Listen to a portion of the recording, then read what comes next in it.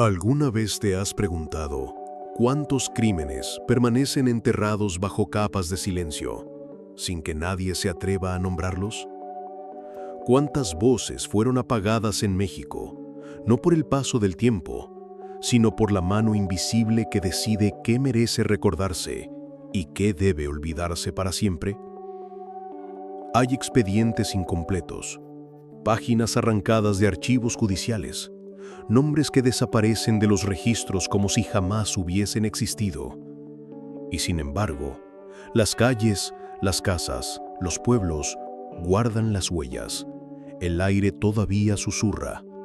Y ese susurro es más fuerte de lo que cualquier juez, cualquier funcionario o cualquier policía se atrevió a escribir en un documento oficial. Lo que estás a punto de escuchar no es una simple historia. Es una herida abierta, un eco que nunca encontró justicia, un crimen que la historia calló, pero que sigue latiendo en la memoria de quienes sobrevivieron y en las sombras de los que nunca aparecieron. La primera pista surge en un pueblo perdido del estado de Veracruz, donde los habitantes todavía hablan en voz baja sobre los desaparecidos de la fábrica. La fábrica de textiles, construida a finales de los años 60, prometía progreso y empleo, pero con los años se convirtió en un lugar maldito, donde los obreros no solo sudaban entre máquinas y vapor, sino también entre el miedo y la sospecha. Todo empezó con una desaparición. Un trabajador, joven, apenas de 20 años, simplemente no volvió a su casa una noche. Su madre lo buscó desesperada entre las calles polvorientas, golpeando puertas, pidiendo noticias. Nadie decía nada, aunque todos lo sabían. Lo habían visto entrar a la fábrica, pero jamás salir. La policía escribió un informe escueto. Se ausentó por voluntad propia. Caso cerrado. Ninguna investigación, ninguna explicación. Solo un silencio que olía a complicidad. Pero no fue un caso aislado. En los meses siguientes, otros obreros también desaparecieron, siempre de la misma manera. Fichaban su entrada, pero no se registraba salida. Los expedientes internos de la fábrica mostraban huecos, alteraciones, firmas falsificadas. Era como si alguien estuviera reescribiendo la historia desde adentro. Las familias se organizaron para exigir respuestas, y es entonces cuando aparece el detalle más perturbador. Los pocos que osaron investigar por su cuenta encontraron manchas oscuras en los sótanos de la fábrica. Restos en las paredes que parecían sangre vieja, disimulada bajo capas de pintura. Algunos dicen que una noche lograron ver algo peor. Un cuarto cerrado, con puertas de hierro, donde se escuchaban golpes ahogados, como si alguien pidiera auxilio desde el otro lado. Los guardias de seguridad lo negaron todo, pero los ruidos eran demasiado claros para ser inventados. Con los años, el caso fue desapareciendo de la memoria pública. Las familias fueron silenciadas con amenazas veladas. Los periódicos locales dejaron de publicar notas, y la fábrica, aunque seguía funcionando, se convirtió en un sitio del que nadie quería hablar. Hasta que un periodista, décadas después, decidió desempolvar lo que había quedado escondido. Encontró un dato inquietante. En los registros del municipio había un lote de actas de defunción inexistentes, documentos numerados, pero sin nombres ni causas de muerte. Solo hojas en blanco archivadas con el sello oficial. ¿Qué escondían esas hojas? ¿Por qué la burocracia se había encargado de enterrar la verdad en silencio? La historia que calla México no se detiene en Veracruz. Cada crimen parece estar conectado a otro, como si fueran eslabones de una misma cadena. Porque tras la fábrica, surgieron rumores de otros lugares. Bodegas en Puebla, haciendas en Hidalgo, minas en Zacatecas. Sitios donde la gente desaparecía, donde el eco de los gritos era apagado por el rugido de máquinas, de muros, de tierra removida a escondidas. No hay una sola historia. Hay muchas, todas mutiladas, todas sin final escrito. Y lo más espeluznante, cada testimonio coincide en algo.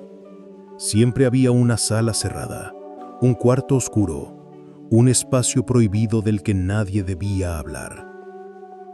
Pero esta primera parte, la del pueblo veracruzano, nos deja con un detalle imposible de ignorar. En 1997, la fábrica cerró por quiebra. El terreno quedó abandonado. Con el tiempo, la maleza cubrió las paredes. Los techos se desplomaron y solo quedaron ruinas. Y sin embargo, los vecinos dicen que, en las noches más silenciosas, aún se escuchan las máquinas en marcha. El ruido metálico de los telares, acompañado por gritos sofocados que provienen del subsuelo. Algunos aseguran haber visto figuras vagar entre las ventanas rotas, sombras de hombres con uniforme de obrero, cubiertos de polvo y sangre seca, que parecen buscar la salida que nunca encontraron en vida.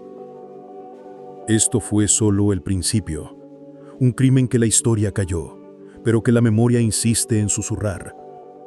Te atreves a seguir escuchando los demás fragmentos, porque lo que viene después conecta a Veracruz con otros estados, con otras desapariciones, con otros silencios que al unirlos, forman un mapa macabro de misterios sin resolver en México.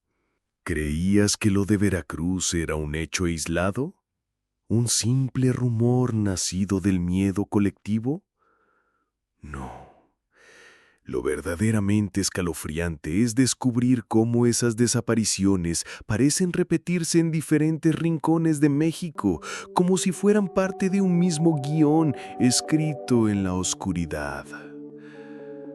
El siguiente escenario nos lleva a Puebla, a las afueras de la ciudad, donde una bodega de granos fue escenario de algo que nadie se atrevió a nombrar en los periódicos. Los archivos oficiales hablan de un accidente laboral en 1983, una explosión menor, un incendio que consumió parte del almacén. El caso se cerró con rapidez, registrando únicamente la muerte de 2 empleados. Pero los testimonios de los sobrevivientes hablan de algo muy distinto. Según cuentan, aquella noche no fueron 2 los fallecidos, fueron muchos más, trabajadores que estaban dentro y jamás salieron. Cuando los familiares exigieron recuperar los cuerpos, la respuesta fue un silencio helado. El gobierno municipal declaró que no había restos humanos en las ruinas del incendio, pero los vecinos juraban haber visto camiones militares llegar de madrugada cargando bolsas negras que desaparecieron antes de que amaneciera. ¿Dónde fueron a parar esas bolsas? ¿Por qué la versión oficial hablaba de un accidente menor cuando todo indicaba que se trataba de algo mucho más grave? Lo que vuelve aún más inquietante es un documento que salió a la luz años después. Un acta interna encontrada en un archivo olvidado, describía que el incendio había comenzado en el almacén número 3. Ese mismo almacén, curiosamente, había sido cerrado al público meses antes con la excusa de una reparación estructural. Nadie podía entrar ahí salvo el personal autorizado. Un exvigilante ya anciano confesó en secreto que ese almacén no contenía granos. Lo que había eran cajas metálicas, cerradas con candados que entraban y salían en camiones sin identificación. Y la noche del incendio, las cajas estaban abiertas. La gente del pueblo asegura que desde entonces el lugar quedó marcado. Cuando las llamas fueron apagadas, las paredes ennegrecidas permanecieron intactas durante años hasta que finalmente derrumbaron la bodega. Y sin embargo, quienes vivían cerca hablan de ruidos imposibles de explicar, voces que salían de entre los escombros, llantos apagados que parecían provenir del suelo, golpes metálicos que retumbaban en la madrugada. Algunos vecinos aseguran que los soldados que retiraban las bolsas negras no solo llevaban cuerpos, había algo más. Objetos envueltos en mantas tan pesados que hacían crujir las plataformas de los camiones. Nadie supo jamás qué era lo que se transportaba. La conexión con Veracruz surge cuando un periodista cruzó los registros. En ambos casos, la fábrica textil de Veracruz y la bodega de Puebla se detectaron las mismas irregularidades: actas de defunción inexistentes, hojas numeradas pero en blanco, expedientes mutilados. Era como si alguien hubiera diseñado un patrón para borrar la historia. Y hay otro detalle perturbador. En los dos sitios se hablaba de cuartos cerrados, habitaciones prohibidas, espacios donde la gente escuchaba ruidos, pero a los que nadie tenía acceso. ¿Coincidencia? ¿O una misma mano moviendo los hilos en distintos estados?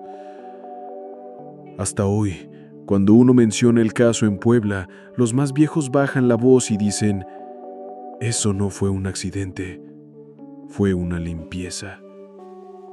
Pero nunca aclaran qué quieren decir con esa palabra. Y lo más macabro, cada tanto en la zona donde estuvo la bodega, los perros del barrio desentierran huesos. Nadie sabe de dónde provienen, porque el terreno fue pavimentado para construir un centro comercial. Las autoridades dicen que son restos de animales, pero los vecinos aseguran haber visto cráneos humanos. Dos lugares, dos historias diferentes, un mismo silencio impuesto. La pregunta es inevitable: ¿qué se intentaba ocultar realmente? ¿Qué verdad tan oscura exigía borrar nombres, manipular expedientes y desaparecer cuerpos? ¿Alguna vez has sentido que ciertos lugares parecen estar construidos no para habitarse, sino para encerrar secretos? Así ocurre en Hidalgo, en una hacienda del siglo XIX, que terminó convertida en ruina, con sus muros cubiertos de hiedra y ventanas tapiadas. La llaman la Hacienda del Silencio, y no es por casualidad. A simple vista parece solo un cascarón abandonado, perdido entre campos secos y caminos de tierra. Pero quienes se atreven a entrar juran que el aire adentro es más frío, pesado, como si lo invisible se aferrara a cada respiración. Los lugareños nunca hablan directamente de lo que ocurrió allí. Solo dicen: no preguntes por los que entraron y no volvieron. Los registros oficiales cuentan una historia incompleta. En los años 70, la hacienda fue adquirida por un grupo privado que nunca reveló su identidad real.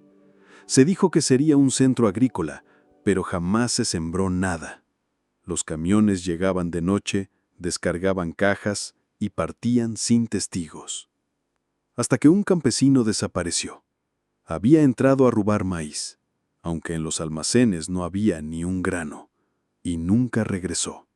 Su hermano lo buscó durante semanas, y una madrugada logró entrar a escondidas por un muro derruido.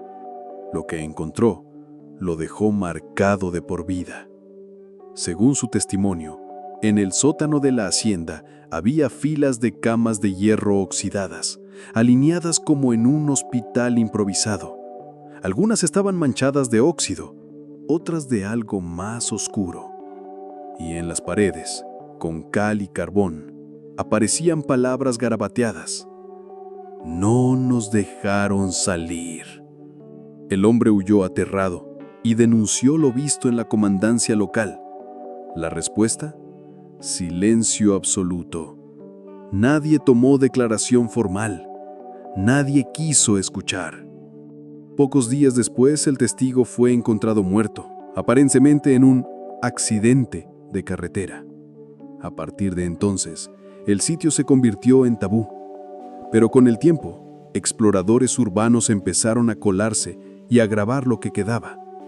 Uno de esos videos, filtrado en 2004 y rápidamente borrado de internet, mostraba una escena perturbadora: documentos apilados en un escritorio podrido, con sellos del gobierno fechados en 1972. Entre ellos, una lista de nombres, todos tachados con tinta roja. Y al pie de la hoja, una palabra repetida 3 veces: traslado, traslado, traslado. Lo más inquietante no eran los papeles. Era el cuarto contiguo. La cámara mostraba un espacio cerrado por rejas metálicas, aún firmes a pesar del deterioro. En el suelo, marcas de uñas arañando la piedra, como si alguien hubiese intentado escapar con las manos desnudas. El video se cortó abruptamente, pero quienes lo vieron aseguran que, antes del final, se alcanzaba a escuchar un lamento, un gemido gutural que no parecía humano. La conexión con Veracruz y Puebla se hizo inevitable. Otra vez. Cuartos cerrados, listas mutiladas, traslados secretos. Y otra vez, la misma mecánica burocrática.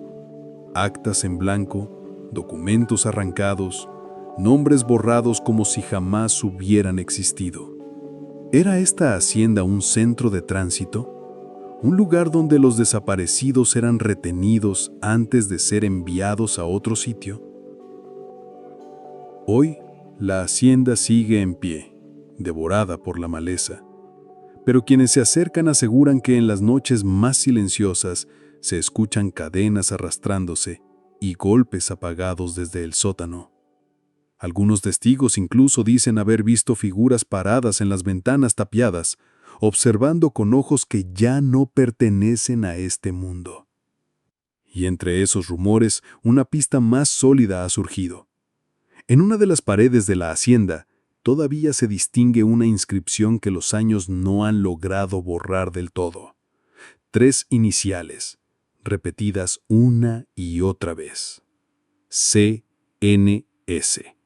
Nadie sabe con certeza qué significan, pero investigadores independientes han encontrado esas mismas iniciales en documentos relacionados con los casos de Veracruz y Puebla.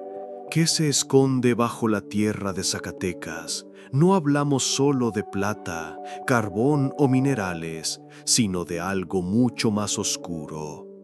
Una mina abandonada en las afueras de Fresnillo guarda un silencio pesado, un silencio que muchos han intentado romper sin éxito. Los locales la llaman el Pozo de las Voces y aseguran que si te atreves a bajar, no escuchas tus propios pasos, escuchas los de otros, los que nunca salieron. Los registros mineros indican que la excavación fue clausurada en 1981, supuestamente por un derrumbe que la volvió insegura. Sin embargo, no hay reportes detallados del accidente. Solo un documento oficial que dice: la mina queda cerrada por riesgo estructural. Caso concluido. Pero las familias de los trabajadores cuentan otra historia. Más de una docena de mineros desaparecieron esa noche. Y lo más extraño es que no se reportó ningún cuerpo, ni vivo ni muerto. Fue como si el derrumbe no hubiera sepultado roca, sino nombres. Décadas después, exploradores ilegales descendieron con linternas y cámaras. Entre túneles estrechos y paredes húmedas encontraron algo que no debería estar ahí. Cadenas oxidadas incrustadas en la piedra, como si hubieran sujetado puertas improvisadas. En un rincón, marcas profundas en el suelo que parecían restos de arrastre. Y en un muro ennegrecido por el tiempo, 3 letras pintadas con aerosol rojo. CNS. Las mismas iniciales halladas en la hacienda de Hidalgo, las mismas que aparecían en los archivos mutilados de Veracruz y Puebla. Los rumores dicen que la mina no fue clausurada por un derrumbe. Dicen que en realidad funcionaba como un sitio de confinamiento, que los camiones llegaban de noche y descargaban personas amordazadas. Algunos testigos oyeron gritos apagados que se perdían bajo tierra. Y en la superficie, durante años, los vecinos juraban ver luces encenderse en las profundidades, aunque no había electricidad conectada. Un exingeniero, entrevistado en secreto, afirmó que en los túneles más bajos había construcciones improvisadas, habitaciones con literas metálicas, depósitos de agua y comida enlatada. Todo indicaba que alguien planeaba mantener gente ahí abajo, no por horas, sino por semanas. Lo más perturbador ocurrió en 2009, cuando un grupo de espeleólogos descendió por curiosidad científica. No encontraron restos humanos, pero sí algo imposible de explicar. Voces que parecían susurrar nombres. Grabaron el audio y al reproducirlo en la superficie, descubrieron que entre los ecos una palabra se repetía con claridad: traslado. La misma palabra que aparecía escrita 3 veces en los papeles encontrados en Hidalgo. La mina fue sellada de nuevo por las autoridades poco después de que esas grabaciones circularan en foros clandestinos de Internet. El argumento oficial fue preservar la seguridad pública, pero los pobladores saben otra cosa. Cada cierto tiempo en las noches más frías se escuchan lamentos subterráneos, como si el viento trajera consigo las voces de los que nunca regresaron. Y así, pieza por pieza el rompecabezas se completa. Veracruz, la fábrica. Puebla, la bodega. Hidalgo, la hacienda. Zacatecas, la mina. Todos distintos, todos unidos por las mismas iniciales, los mismos traslados, las mismas desapariciones borradas de los archivos. ¿Te has preguntado alguna vez qué secretos se esconden en los sótanos polvorientos de los archivos nacionales? Entre millones de papeles olvidados, hay documentos que nunca debieron sobrevivir, páginas que revelan más de lo que aquellos en el poder quisieron ocultar. En Ciudad de México, dentro de un archivo gubernamental clausurado en los 90, apareció un legajo chamuscado, con las esquinas ennegrecidas como si alguien hubiese intentado destruirlo en una hoguera improvisada. El hallazgo fue fortuito. Un empleado de limpieza lo encontró atascado en un viejo mueble, entre polvo y ratas, y lo que contenía hizo temblar hasta a los más escépticos. El documento llevaba como encabezado 3 letras: CNS. No era un título, era el sello. Debajo, en mayúsculas, una frase: Centro Nacional de Seguridad. Lo más perturbador eran las listas anexas, columnas de nombres, la mayoría tachados con tinta negra. Al lado de cada nombre aparecía una sola palabra: traslado. El lugar de destino estaba codificado con números, sin explicación alguna, y al pie de la página, una rúbrica ilegible. Entre los nombres borrados, 3 seguían visibles: Luis M. Vázquez, Veracruz; Claudio Reyes, Puebla; Antonio G. Herrera, Hidalgo. 3 nombres, 3 estados, 3 lugares de los que ya habíamos escuchado susurros. Pero eso no fue lo más escalofriante. Dentro del mismo paquete de hojas apareció una fotografía, borrosa, tomada con flash. Mostraba un cuarto angosto con literas metálicas y paredes de concreto húmedo. En la parte inferior de la foto se leía una anotación manuscrita: SAC, nivel -3. Era la mina. El mismo lugar donde los espeleólogos escucharon voces, donde las iniciales aparecieron en aerosol rojo. Aquella foto confirmaba lo que todos temían. No eran rumores, no eran leyendas. Había existido una red de sitios conectados, todos bajo el mismo mando. La prensa jamás publicó nada. El expediente chamuscado fue entregado a un periodista independiente que, poco después, murió en circunstancias extrañas. Un incendio en su departamento. Oficialmente, un accidente doméstico. Sin embargo, los vecinos juraron escuchar pasos y voces antes de que comenzara el fuego. Desde entonces, el expediente chamuscado circula como una copia entre investigadores clandestinos. Nadie sabe dónde está el original, pero las coincidencias son demasiadas para que ignorarlas. Los sobrevivientes, pocos, contados con los dedos de una mano, afirman que las siglas CNS no correspondían a un simple centro de seguridad.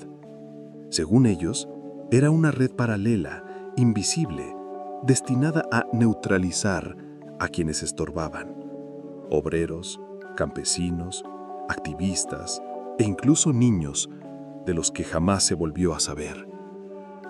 ¿Y qué ocurrió con los cuerpos?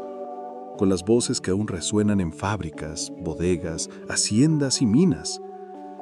El documento no lo dice, o quizás lo decía, pero esas páginas fueron las que terminaron reducidas a cenizas. La Ciudad de México, con su inmensidad y ruido, parece ocultarlo todo. Pero basta abrir una gaveta oxidada, un archivo olvidado, para que la verdad arda como brasas bajo la piel. Porque ahora sabemos que las piezas encajan. Veracruz, Puebla, Hidalgo, Zacatecas, todos estaban conectados por un centro secreto que nunca admitió su existencia. ¿Has notado que en todas las historias de desapariciones siempre falta el último capítulo? La fábrica, la bodega, la hacienda, la mina, todos eran escalas, lugares de paso, sitios donde las voces se apagaban poco a poco, pero nunca, jamás aparecía el destino final. Ese silencio se rompió gracias a los testimonios de 3 sobrevivientes, 3 hombres que nunca quisieron dar la cara públicamente porque aseguraban que el último destino aún seguía activo, oculto en las sombras. El primero fue un obrero de Veracruz que había logrado escapar de la fábrica textil. Durante años vivió en la indigencia, temiendo que lo encontraran. Antes de morir en 2002, dejó una carta a su hijo. En ella escribió: "No era el final, nos trasladaban. Primero nos encerraban en cuartos fríos, luego nos metían en camiones. El viaje era largo, sin ventanas, sin aire. Recuerdo que nos decían que el próximo sitio era el último. Lo llamaban el refugio. Allí ya no había regreso". El segundo testimonio vino de un campesino de Hidalgo que había trabajado como ayudante en la hacienda. Según él, escuchaba a los guardias hablar entre sí. Una noche, mientras repartía comida en los sótanos, uno de ellos le advirtió en voz baja: "Reza para que nunca te manden al refugio. Aquí todavía puedes salir si tienes suerte. Allá nadie respira de vuelta". El hombre juraba que vio mapas improvisados con líneas que partían de distintos estados y convergían en un punto desconocido en el norte del país. Ese punto estaba marcado con las iniciales CNS. El tercer sobreviviente fue un ingeniero de Zacatecas obligado a supervisar los túneles de la mina. En 1994, confesó en una entrevista clandestina que su tarea real no era mantener la seguridad de la estructura, sino supervisar el traslado de carga especial, así la llamaban. Carga. Lo más perturbador fue su descripción. Nunca eran cajas, eran personas, amarradas, topadas, con los ojos vendados. El destino final estaba en el desierto, lejos de todo. Allí había un complejo subterráneo. Ellos lo llamaban el refugio, pero era lo contrario. No refugiaba a nadie, era el lugar donde todo terminaba. El refugio. Ese nombre comenzó a aparecer una y otra vez entre los testimonios, siempre con el mismo matiz de horror, como si incluso pronunciarlo fuera una condena. Ningún documento oficial lo menciona, ningún mapa lo señala, pero los que sobrevivieron aseguran que está allí, enterrado bajo la arena y el silencio del norte. ¿Era un campo de exterminio secreto? ¿Un centro de experimentos inhumanos? ¿O simplemente un agujero donde se enterraban cuerpos para que nunca quedara rastro? Nadie lo sabe con certeza. Lo único claro es que todos los caminos llevan ahí. Todos los traslados tenían como último destino ese lugar sin nombre en la superficie, pero con uno aterrador en las sombras: el refugio. Dicen que algunos exploradores han intentado buscarlo siguiendo coordenadas vagas y testimonios incompletos. Siempre vuelven con las mismas historias: caminos borrados, señales arrancadas, vehículos desconocidos patrullando zonas desiertas. Y en el horizonte, luces que se encienden y apagan como faros fantasmas. Los rumores crecen. Algunos aseguran que todavía hay gente atrapada allí. Otros dicen que las voces que se escuchan en las noches son eco de los muertos. Y hay quienes afirman que el refugio jamás fue abandonado, que aún funciona. ¿Qué harías si un trozo de papel pudiera señalar el lugar donde se esconde la verdad que todos temen? Si un mapa casi ilegible abriera la puerta hacia un sitio que la historia entera se empeñó en borrar. Ese papel apareció en 2011, dentro de un sobre sin remitente, dejado en la redacción de un pequeño periódico local en Chihuahua. Nadie supo quién lo entregó. Las cámaras de seguridad solo captaron la sombra de un hombre con gorra que entró, dejó el sobre y salió sin mirar atrás. Dentro había un plano amarillento, rasgado en las orillas, con marcas de humedad. No llevaba sello oficial, pero en la esquina inferior se distinguían 3 letras escritas a máquina: CNS. El dibujo mostraba carreteras secundarias que se perdían en el desierto de Sonora, trazadas con tinta descolorida. En el centro un círculo marcado con bolígrafo rojo, acompañado de una palabra manuscrita: refugio. Lo inquietante eran las anotaciones al margen. Decían: ingreso solo nocturno, nivel -4 operativo, traslados cada 20 días. El periodista que recibió el sobre decidió investigar. Junto con un fotógrafo viajó hacia el norte, siguiendo las carreteras dibujadas en el papel. Durante 2 días no encontraron nada, hasta que en medio de un tramo desierto hallaron una cerca metálica oxidada que no figuraba en ningún mapa. Más allá, huellas de llantas se perdían hacia la arena. El fotógrafo tomó varias imágenes antes de que una camioneta negra apareciera a lo lejos, sin matrícula visible. El periodista escribió en su libreta: nos vigilan, el mapa es real. Esa fue la última nota registrada. Ni él ni su acompañante regresaron jamás. Semanas después, el periódico recibió otro sobre.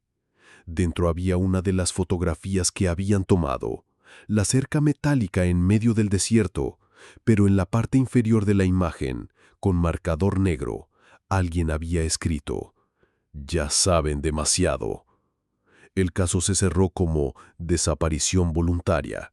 Los colegas que intentaron hablar del tema fueron silenciados con amenazas, y el plano desapareció, confiscado por las autoridades bajo el argumento de proteger la investigación. Una investigación que nunca existió. Hoy copias digitalizadas del mapa circulan en foros oscuros de Internet. Nadie sabe si es auténtico o si fue alterado, pero todos coinciden en algo: las coordenadas apuntan a una zona donde la señal de radio y de GPS se pierde sin explicación. Y los pocos viajeros que pasaron por ahí cuentan lo mismo: ruidos metálicos bajo la arena, luces rojas que se encienden y se apagan como si marcaran entradas subterráneas. El plano no es solo un dibujo, es una confesión velada, una invitación peligrosa a descubrir lo que nunca debió salir a la luz. ¿Qué ocurre cuando un grupo de personas decide ir más allá de los rumores? ¿Qué pasa cuando el misterio deja de ser un susurro y se convierte en una experiencia física, tangible, imposible de negar? Eso fue lo que vivieron 3 exploradores urbanos que, en 2015, se atrevieron a seguir las coordenadas del mapa filtrado. Ellos no buscaban fama ni dinero, solo querían comprobar si el mito de El Refugio era real. Cargaron linternas, cámaras de visión nocturna y equipo básico para descender por cualquier túnel que encontraran. Tras 2 días de búsqueda en el desierto de Sonora, localizaron algo extraño: un montículo de arena endurecida, con respiraderos metálicos oxidados que sobresalían apenas unos centímetros del suelo. Junto a ellos, medio enterrada, una compuerta circular con candados corroídos. La puerta cedió después de varios intentos, y lo que hallaron al abrirla fue un túnel descendente, húmedo, donde el aire olía a óxido y carne vieja. Uno de ellos encendió la cámara. La grabación aún circula en foros clandestinos, aunque fragmentada. El túnel llevaba a una escalera interminable de hierro oxidado. A medida que bajaban, las paredes se cubrían de inscripciones hechas con uñas o piedras. No nos olviden. No era un refugio. ¡Ayuda! Las letras estaban arañadas con desesperación, algunas manchadas de lo que parecía sangre reseca. Tras 20 minutos de descenso, llegaron a un pasillo angosto. Allí encontraron restos, zapatos viejos, pedazos de ropa, incluso una muñeca rota con la tela chamuscada. Todo indicaba que alguien había estado ahí no hacía tanto tiempo. Lo más perturbador ocurrió cuando alcanzaron una puerta de acero aún cerrada. Desde dentro se escuchaba un golpeteo irregular, metálico, como si algo o alguien siguiera activo al otro lado. Uno de los exploradores juró haber oído una voz susurrando su nombre. El pánico se apoderó del grupo.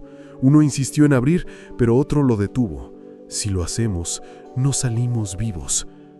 El tercero apenas podía respirar, asegurando que sentía una presencia detrás de ellos en la oscuridad.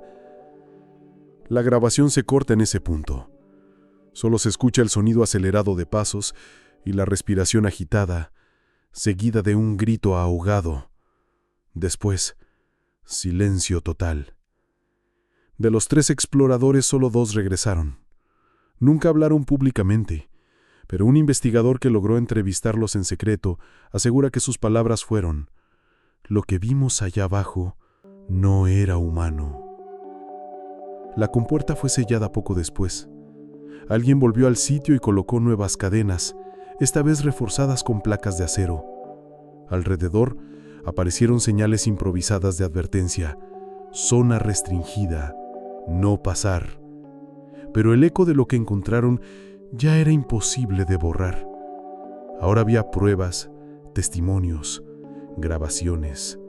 El refugio existía. Imagina que en medio de un túnel húmedo, rodeado de silencio y desesperación, tus manos encuentran un objeto imposible.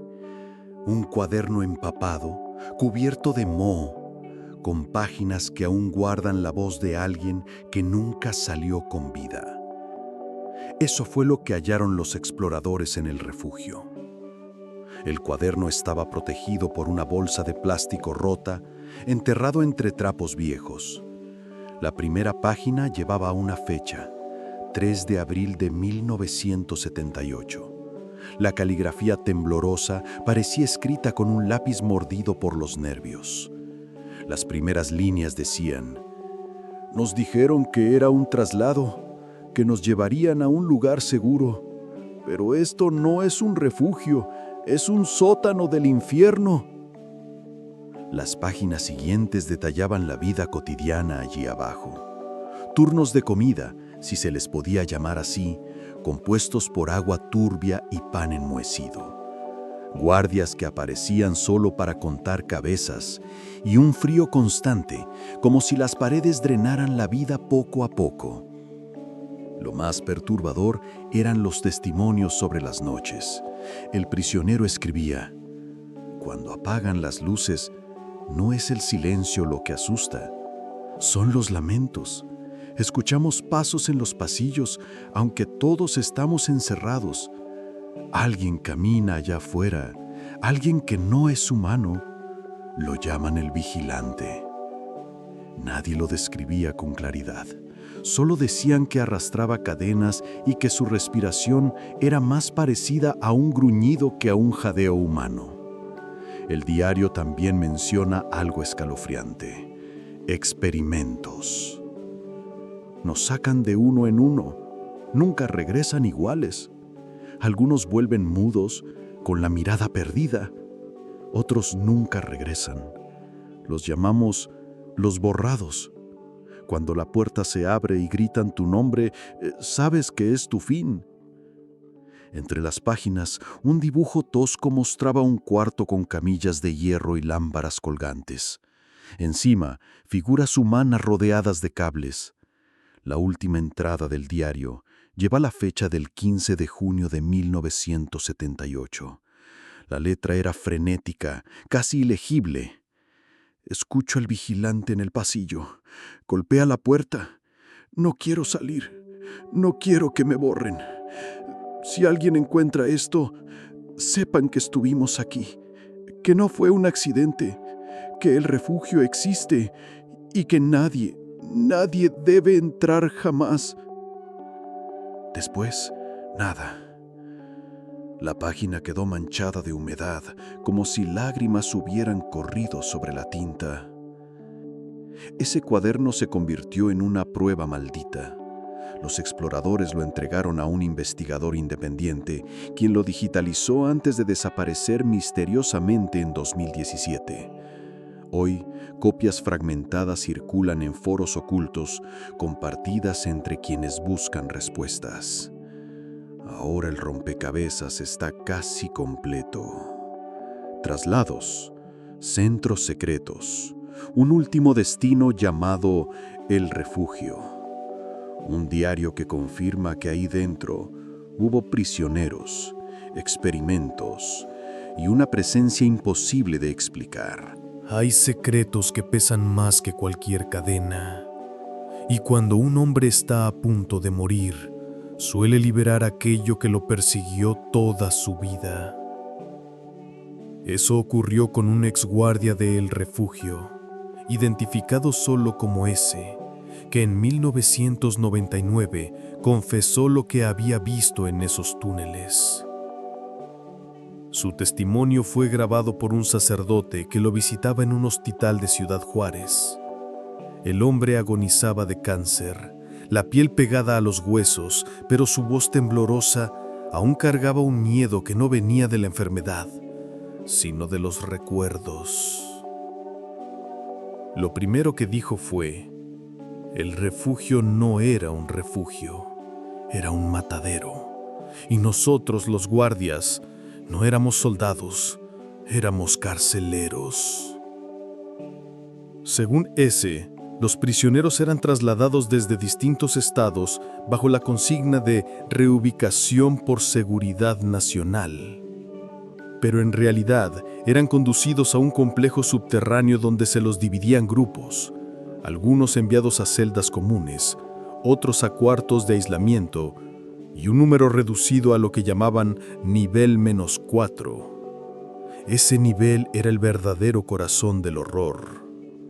Cuando el sacerdote le preguntó qué ocurría ahí, ese se cubrió el rostro y lloró. No eran experimentos médicos, como creen muchos. Era peor. Jugaban con la mente. Aislaban a la gente en completa oscuridad durante semanas. Reproducían grabaciones con sus propios gritos como si fueran ecos del futuro. Querían quebrarlos, borrar quiénes eran.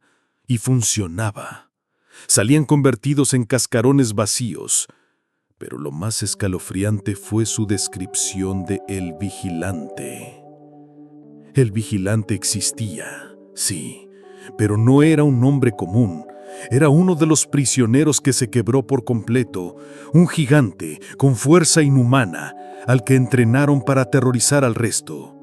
Lo mantenían encadenado y cuando alguien se resistía, lo soltaban. Caminaba por los pasillos arrastrando esas cadenas, gruñendo, buscando a los que intentaban escapar. No hablaba, no recordaba su nombre, solo obedecía. Según ese, el vigilante era el castigo viviente. No necesitaban disparar ni gritar órdenes.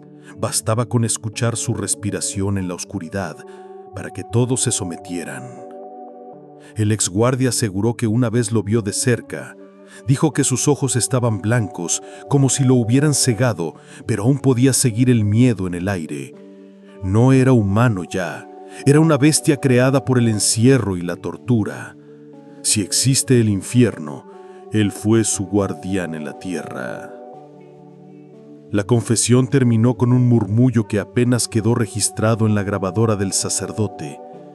El refugio no cerró, solo cambió de nombre, y el vigilante aún camina.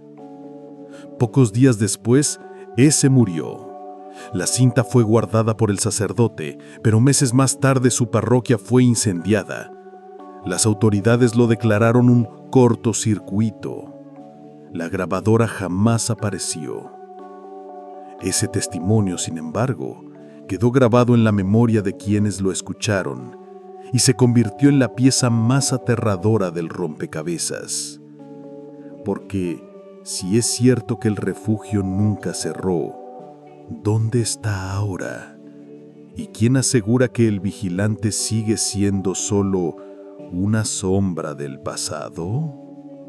El pasado deja cicatrices, pero lo verdaderamente aterrador es cuando esas cicatrices empiezan a sangrar de nuevo. Porque el refugio, según múltiples testimonios recientes, no es un recuerdo muerto, sino una maquinaria que sigue respirando bajo la arena. En 2018, camioneros que cruzaban de madrugada la carretera entre Sonora y Chihuahua reportaron algo extraño. Caravanas de vehículos sin matrícula, escoltados por jeeps oscuros, pasaban siempre después de las 3 de la mañana, en silencio absoluto. No había luces encendidas salvo un parpadeo rojo intermitente, como faros de emergencia. Uno de los camioneros juró que en la parte trasera de un camión alcanzó a ver algo moverse. Una silueta humana pegada a la ventanilla enrejada, un rostro pálido, los ojos vendados. Cuando intentó reportarlo a la policía local, le respondieron con una advertencia: no vuelvas a mencionar lo que viste, por tu bien. Ese mismo año, un grupo de excursionistas en el desierto captó un audio perturbador en sus celulares. Creyeron que era viento, hasta que lo reprodujeron con auriculares, voces repitiendo una sola palabra: traslado, traslado. El archivo fue subido a internet pero eliminado a las pocas horas. En 2020, un equipo de periodistas independientes intentó ubicar la zona marcada en el mapa filtrado años atrás. Lo que hallaron fue aún más inquietante. Torres metálicas recién instaladas, sin identificación oficial, rodeadas de cercas eléctricas. De noche, luces blancas iluminaban el cielo como reflectores de estadio. Uno de ellos logró grabar 40 segundos antes de que un convoy los interceptara. El video termina con un grito y la cámara cayendo al suelo. El material fue difundido brevemente, pero todas las copias desaparecieron misteriosamente. Lo más reciente ocurrió en 2022. Habitantes de un poblado fronterizo denunciaron temblores inexplicables como si algo se moviera bajo tierra. No eran sismos, según el servicio sismológico. Eran vibraciones periódicas, siempre a la misma hora, 2 de la madrugada. Los pobladores aseguraban escuchar, después de cada sacudida, un sonido metálico profundo, como con puertas cerrándose en las entrañas del desierto. La pregunta es inevitable. ¿El refugio sigue activo, bajo otro nombre, otra fachada? ¿O acaso nunca dejó de estarlo y lo que vimos en Veracruz, Puebla, Hidalgo y Zacatecas fue solo la primera fase de una maquinaria que aún devora vidas en silencio? Cada señal apunta a lo mismo. Lo que alguna vez llamaron CNS no fue desmantelado, se transformó. Cambió de rostro, pero no de esencia. Y las sombras del presente son aún más densas que las del pasado. ¿Sabías que incluso en la era digital existen agujeros en los mapas? Zonas borradas, manchas borrosas donde las cámaras satelitales parecen no poder entrar, o mejor dicho, donde no las dejan entrar. En 2021, un grupo de investigadores clandestinos decidió cruzar coordenadas satelitales de distintas plataformas. Querían comprobar si las historias del refugio podían localizarse en un punto preciso del desierto. Lo que encontraron fue tan inquietante que hasta hoy se discute en foros oscuros. Las coordenadas señalaban un área entre Sonora y Chihuahua. Al comparar imágenes, descubrieron que todos los mapas, Google, OpenStreet, incluso registros militares filtrados, tenían un vacío idéntico. Un rectángulo de terreno desenfocado como si alguien hubiera pasado una brocha digital sobre la arena. Lo perturbador no era el borrado en sí, era lo que se alcanzaba a ver en los bordes. Líneas rectas que parecían carreteras privadas, manchas circulares de color metálico, semejantes a compuertas. Y lo más aterrador, una sombra rectangular de 200 metros de largo proyectada en la arena, como si algo colosal estuviera enterrado allí. Uno de los investigadores logró descargar imágenes de un satélite ruso que no estaba censurado. En esas tomas se veía con claridad un complejo cercado con torres de vigilancia y lo que parecían respiraderos gigantescos saliendo del suelo. El archivo duró menos de 48 horas en línea antes de ser eliminado. El investigador que lo subió desapareció sin dejar rastro. Su computadora fue encontrada destruida, como si alguien lo hubiera golpeado con violencia. Los que alcanzaron a ver esas fotos aseguran que se distinguía un patrón: 4 niveles subterráneos marcados con símbolos, y en uno de ellos la misma inscripción que ya hemos visto antes: CNS. La anomalía cartográfica no era un error, era un borrado intencional, un intento de invisibilizar un complejo que sigue respirando bajo la arena. Pero lo más perturbador llegó con la última prueba. En 2022, un usuario anónimo compartió una captura de pantalla tomada de su GPS mientras conducía cerca de esa zona. La pantalla mostraba un mensaje imposible: área restringida, no continúe, nivel -4 operativo. El mensaje desapareció segundos después y el dispositivo quedó inutilizable. Ahora ya no hablamos de rumores, ni de diarios húmedos, ni de confesiones moribundas. Hablamos de pruebas digitales que confirman que el refugio no es una leyenda del pasado. Está allí, vivo, oculto a plena vista, bajo capas de censura y arena. Hay imágenes que pueden borrarse, documentos que pueden quemarse, pero los sonidos, cuando se filtran, son imposibles de ignorar. El eco de una voz, de un grito, de un golpe metálico, atraviesa cualquier censura. Y eso es lo que ocurrió con las grabaciones interceptadas en la zona donde los mapas digitales aparecen censurados. En 2022, un radioaficionado de Hermosillo captó una señal anómala en la frecuencia de onda corta. Al principio creyó que se trataba de interferencia militar, pero cuando amplificó la señal, descubrió algo escalofriante: voces humanas, repetidas en un ciclo irregular, como si fueran grabaciones reproducidas una y otra vez. La primera voz, débil, decía: «No nos dejen aquí». La segunda, más aguda, repetía: «Traslado, traslado».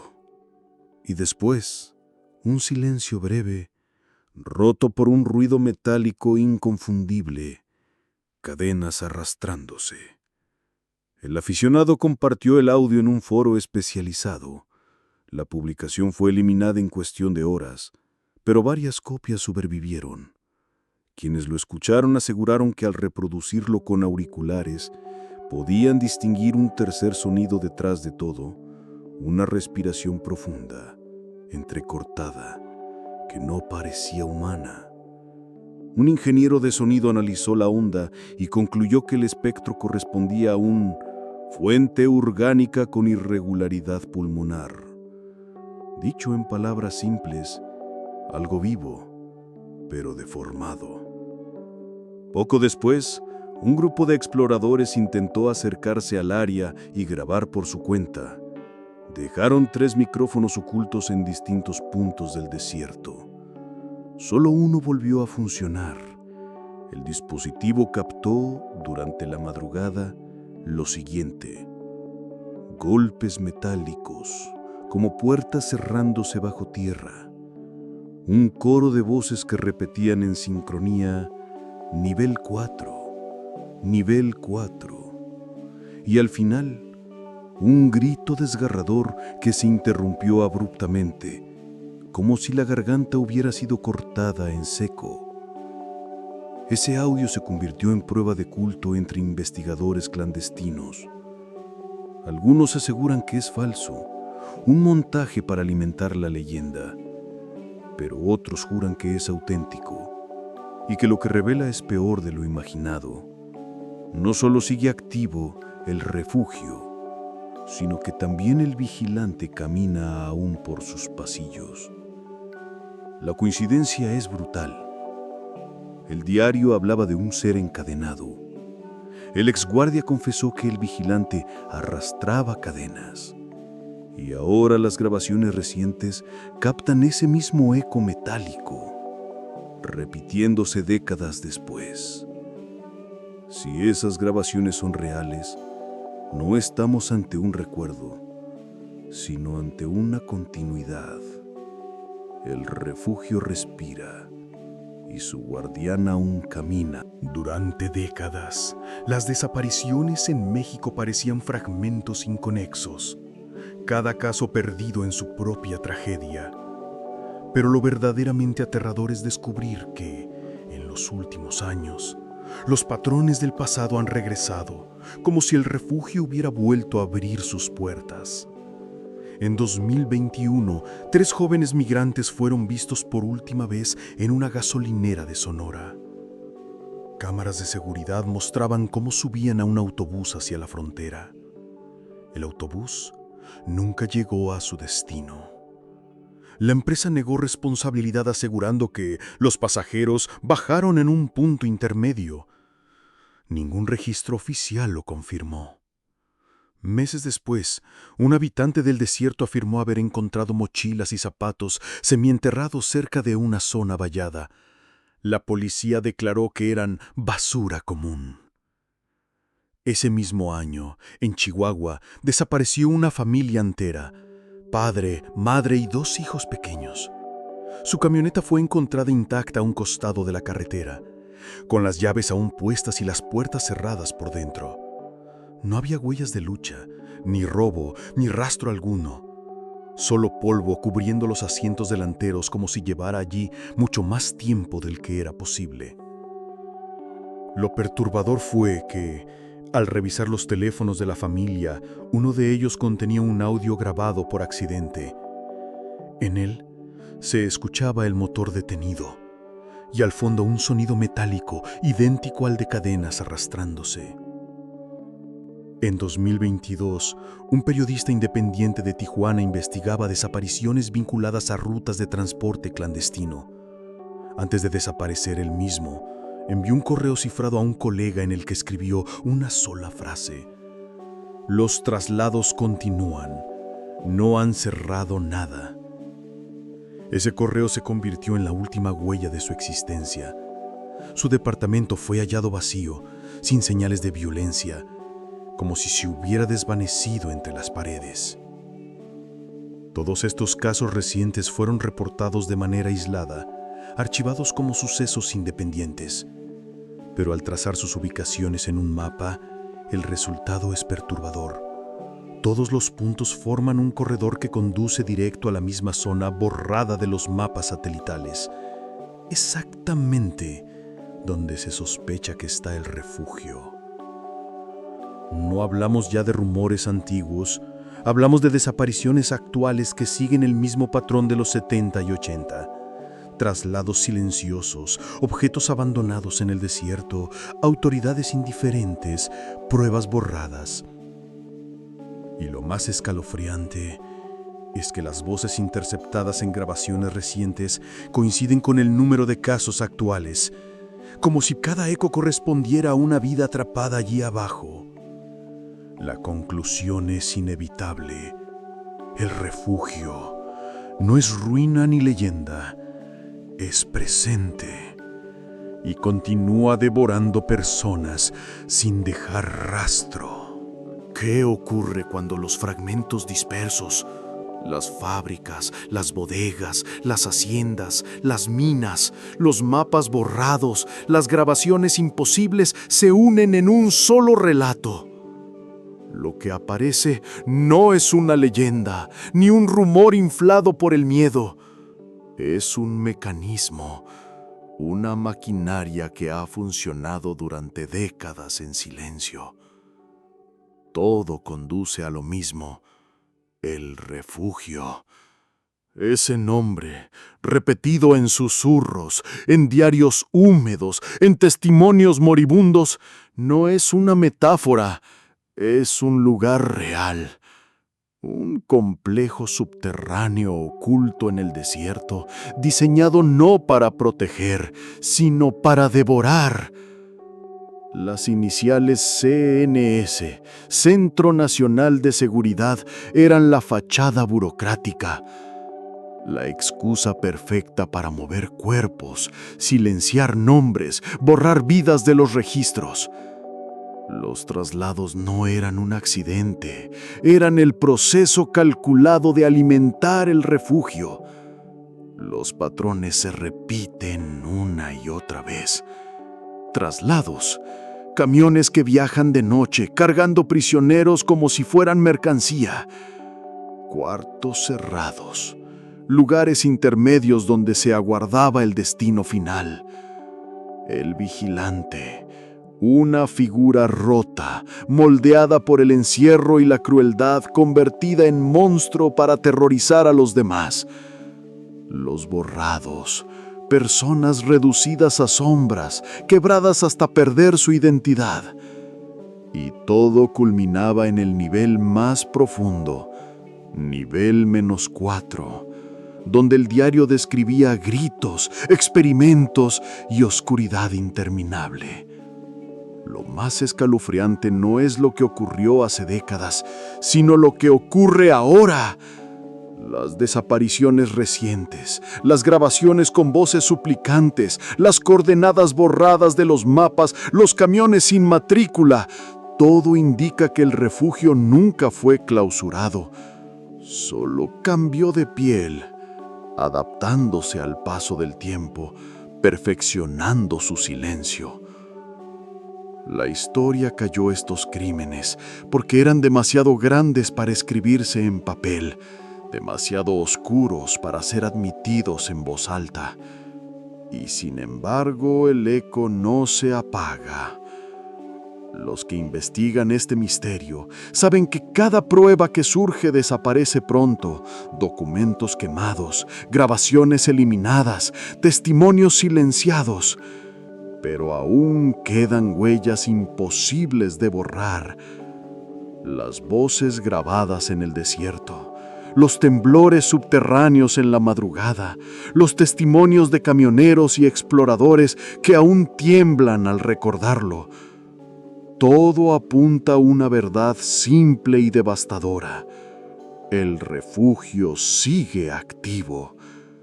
Y tal vez mientras lees estas palabras, en alguna parte del desierto alguien escucha cadenas arrastrándose en la oscuridad. Tal vez el vigilante aún camina, esperando la próxima remesa de traslados. porque en México, entre los misterios sin resolver, este es el más doloroso. Los crímenes que la historia calló siguen ocurriendo.